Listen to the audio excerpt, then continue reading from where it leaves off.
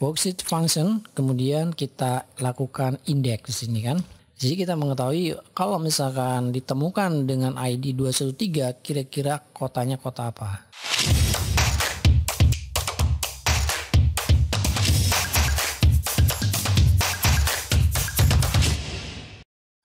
Oke, assalamualaikum. Hari ini kita belajar Excel lagi dan materi yang akan kita bahas yaitu bagaimana caranya menggunakan rumus XLOOKUP di versi Office di bawah 2019 dan Office 365 ya. Karena rumus XLOOKUP itu hanya bisa digunakan oleh versi Office atau Excel 2019 dan Office 365 ya.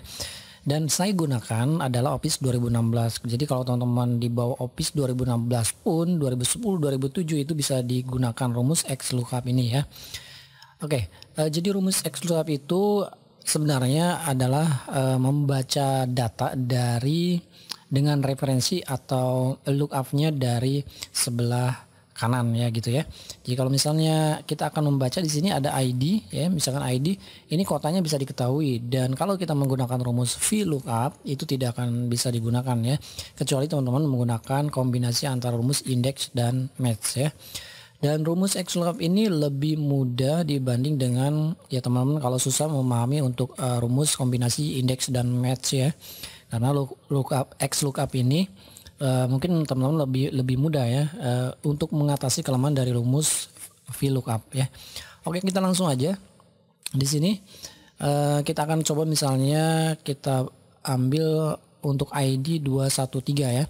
Nah, 213 kalau misalnya dengan fungsi VLOOKUP ini tidak akan bisa ya. Misalkan seperti ini ya. Kemudian lookup array-nya misalkan ya seperti ini.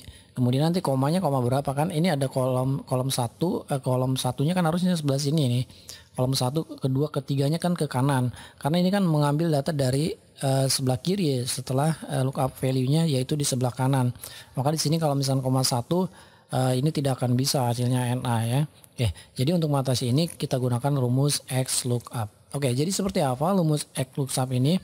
Nah, ini di versi 2016 saya akan buat UDF ya, atau Uniform Function Define ya, atau ya membuat rumus sendiri kayak gitu ya. Oke, jadi caranya seperti apa? Yaitu kita masuk aja ke menu Developer, kemudian View Code ya, seperti ini. Dan kita akan buat di sini functionnya atau DF-nya kita tambahkan satu buah modul aja ya, seperti ini. Nanti akan muncul modul 1 ya. Dan di sini kita ambil yang general untuk objek, kemudian prosedurnya, deklarasinya kita abaikan aja, kita langsung aja membuat function. Jadi untuk functionnya kita tulis di sini function kayak gini ya, function gitu kan. Oke, function seperti ini. Kemudian karena di sini kan kita gunakan XLOOKUP. Ya sebenarnya untuk XLOOKUP itu bisa diganti kalau untuk UDF ini ya, misalkan membaca dari kiri misalkan seperti itu ya, tapi tidak enak kan kalau bikin formula sesuai dengan skarap dewek gitu kan ya. Kita buat contoh di sini function, nama fungsinya adalah XLOOKUP. Nah seperti ini kan, rumus XLOOKUP itu membaca tabel atau pengganti rumus VLOOKUP, tetapi membaca tabelnya atau referensinya sebelah kiri ya. Lookup array-nya bisa dibaca dari kiri gitu kan. Oke, function XLOOKUP di sini.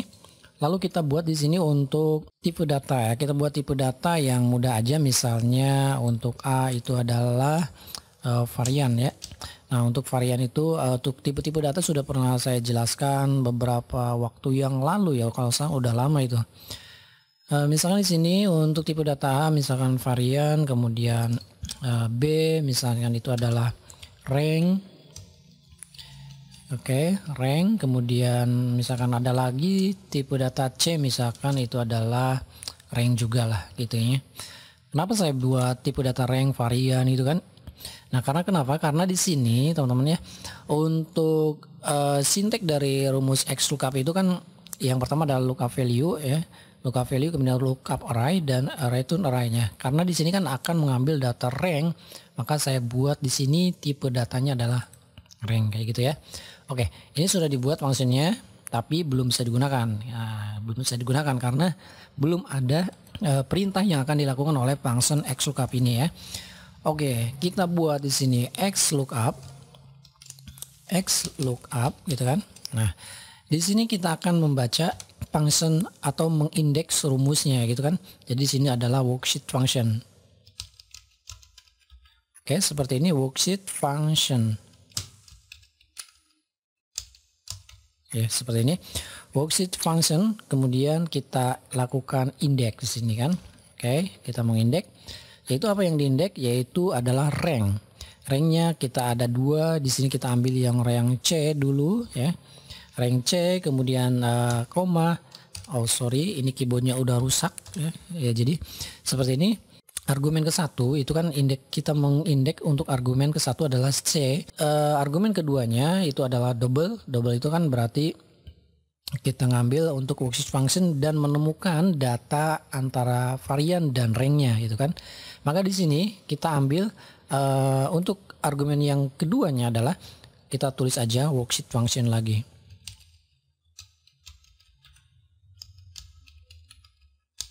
Nah, seperti ini. Oke, worksheet function. Nah, lalu kita akan menemukan dengan fungsi match ya, seperti ini. Nah, ini baru argumen yang kedua ya. Kemudian kita buat di sini, nah match-nya itu match ke argumen ke berapa. Nah, karena di sini kan ada beberapa jenis ya atau apa namanya ya, beberapa pilihan, maka di sini kita buat untuk tipe datanya yang varian. Maka di sini untuk definisinya yaitu kan A ya. Jadi A ini adalah varian gitu kan. Oke, ini A, kemudian argumen yang kedua adalah B, dan yang ketiga kita kosongin aja seperti ini. Lalu kita tutup kurung sebanyak 2 kali karena di sini ada 2 ya. Ini buka kurung, ini tutup kurung, dan ini tutup kurung, dan ini buka kurung. Jadi ada 2. Jadi kalau misalkan di apa namanya di coding itu atau pemrograman seperti ini ya, atau VBA gitu kan, salah satunya itu kalau salah penulisan karakter aja ya tidak akan berjalan kayak gitu kan ya.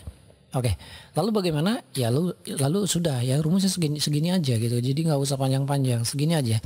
Yang penting ini kan worksheet function ini kita akan membaca rank dari C ini ya, dari C ini yang sudah didefinisikan sebagai rank. Kemudian kita juga akan membaca dan menemukan yaitu varian di dalam ranknya. Oke, dan ini yang terakhir adalah 0. Oke, kita coba aja apakah rumus atau function VBA atau UDF ini berhasil. Kita coba langsung masuk ke worksheetnya. Nah, sekali lagi ini adalah Office yang saya gunakan adalah 2016 ya. Jadi kalau misalkan teman-teman tidak menggunakan cara seperti ini tidak akan berfungsi. Contoh seperti ini ya, saya tutup dulu ya yang ini ya. Oke, saya tutup dulu di sini. Nah, kalau misalnya kita gunakan fungsi XLOOKUP ya tidak ada kan ya. Biasanya kan kalau rumus misalkan VLOOKUP gitu kan, ini ada langsung kan. Nah, karena di sininya belum aktif ya. Kita masuk dulu, kita aktifkan. Untuk ininya kita buang dulu ya yang ini ya. Seperti ini. Oh, sorry. Ini dan ini. Oke. Kalau sudah kayak gini, nah kita coba lagi, di sini pasti masuk sama dengan XLOOKUP. Oke, ini sudah ada function yang sudah kita buat tadi ya. Oke, seperti ini. Nah, XLOOKUP ini untuk sinteksnya kita ambil lookup value. Lookup value-nya yang mana? Kita ambil yang ini. Oke. Nah, ini sama seperti yang dilakukan oleh Office 2019 dan 365 ya. Lalu kalau sudah kayak gini titik koma. Nah, kalau misalkan teman-teman membuatnya atau settingan regional settingnya adalah bahasa Inggris, maka bisa menggunakan koma ya. Karena saya menggunakan regional setting berbahasa Indonesia, maka titik koma. Nah, itu perbedaannya aja ya. Oke, lalu di sini lookup array yang akan diambil yaitu kolom ini ya. Ini data array-nya kan seperti ini. Yaitu kolom C atau ID, karena kita akan mengetahui atau mencari ID ini di dalam rank ini gitu kan. Nah, kalau sudah kita kunci aja F4 seperti ini.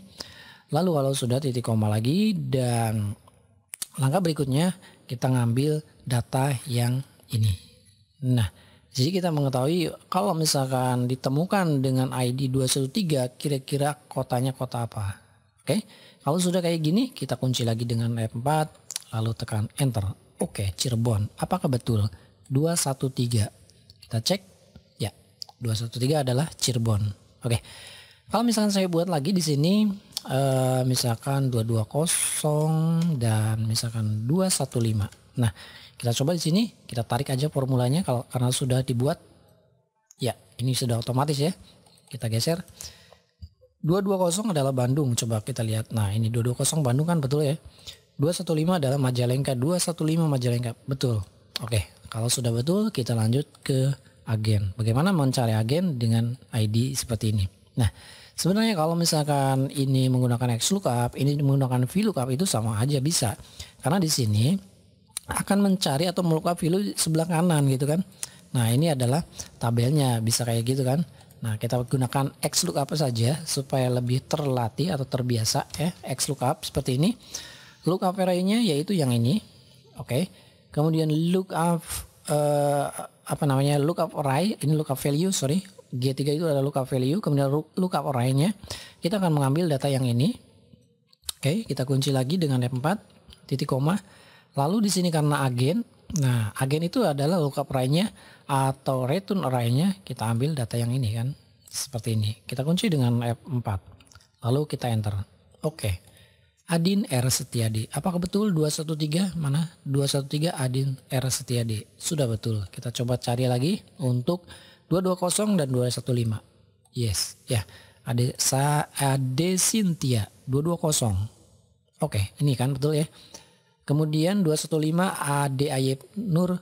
Aduh susah namanya ya, Nur Sobah. Nah, di sini 215. Kita cek. Yuk, ini yang sudah betul ya. Nah, kalau sudah betul kayak gini, bagaimana untuk jumlah barang? Sama aja.